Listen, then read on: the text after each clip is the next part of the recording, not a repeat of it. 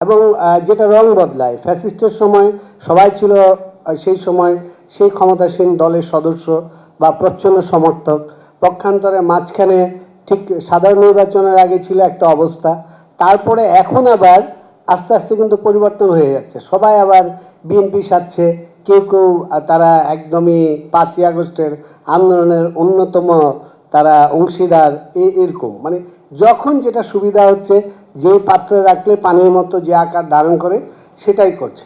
আমি কয়েকটা জিনিস একটু পয়েন্ট করতে চাই।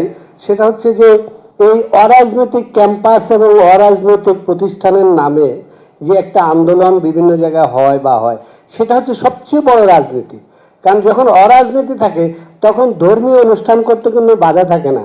আর এই ধর্মীয় অনুষ্ঠানের নামে মসজিদে বিভিন্ন রকম অনুষ্ঠান করা, মন্দিরে বিভিন্ন অনুষ্ঠান করা, তারপরে ইফতার বিতরণের নামে যে রাজনীতিটা হয় সেটা খুবই ভয়ঙ্কর। এবং এইটার যে সংস্কৃতিটা, এবং যারা এইটা খুব সহজে করতে পারে তারা চায় ক্যাম্পাসে কোনো রাজনীতি থাকবে না।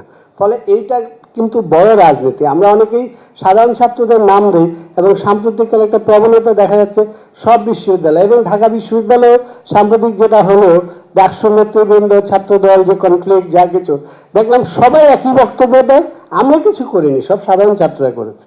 সাধারণ ছাত্রদের দায় টাকা পড়ে নাই যে বাপ মার টাকা পয়সা দিয়ে টিউশনি করে এসে ওনাদের পিছনে এসে এত পরিবর্তন করার দায় ওদের নাই। ওরা পাশ করে সুস্থভাবে বেরিয়ে যেতে পারলেই তারা খুশি। তাদেরকে প্রত্যক্ষ এবং পরোক্ষভাবে কিন্তু তাদের উপর চাপ প্রয়োগ করে। কোনো কোনো সময় এই সাংবাদিকরাও কিন্তু ওই যে অসৎ সাংবাদিকতা এবং হলুদ সাংবাদিকতার মধ্যে তারাও ইনভলভ হয়ে যায়। তারা ক্যাম্পাসের সমস্যাগুলো না তুলে ধরে কে কি কোথায় ফিতা কাটলেন, কি উদ্বোধন করলেন, কে কাকে ক্রেশ দিলেন, এইসব সংবাদ প্রচার করতেই তারা বেশি ব্যস্ত থাকে।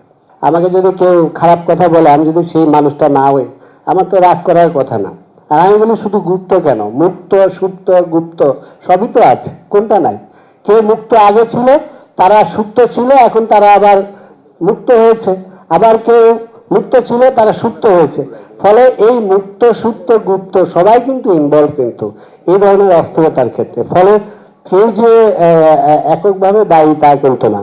আর সবচেয়ে বড় কথা হচ্ছে যেটা, সেটা হচ্ছে যে আমাদের এখান থেকে আমাদের একটা মেসেজ যাওয়া দরকার যে এখন যেহেতু নির্বাচিত সরকার, তার যেন সরকারের কোনো ধরনের কোনো প্রভাব, অযাচিত হস্তক্ষেপ বিশ্ববিদ্যালয়গুলোতে না থাকে। যদি যতক্ষণ পর্যন্ত হোক তিনি তার দলীয় লোককে হয়তো ভাইস চ্যান্সেলর বানাবেন, কিন্তু তার কাজটা যেন দলীয় না হয়, তার কাজটা যেন নিরপেক্ষ হয়।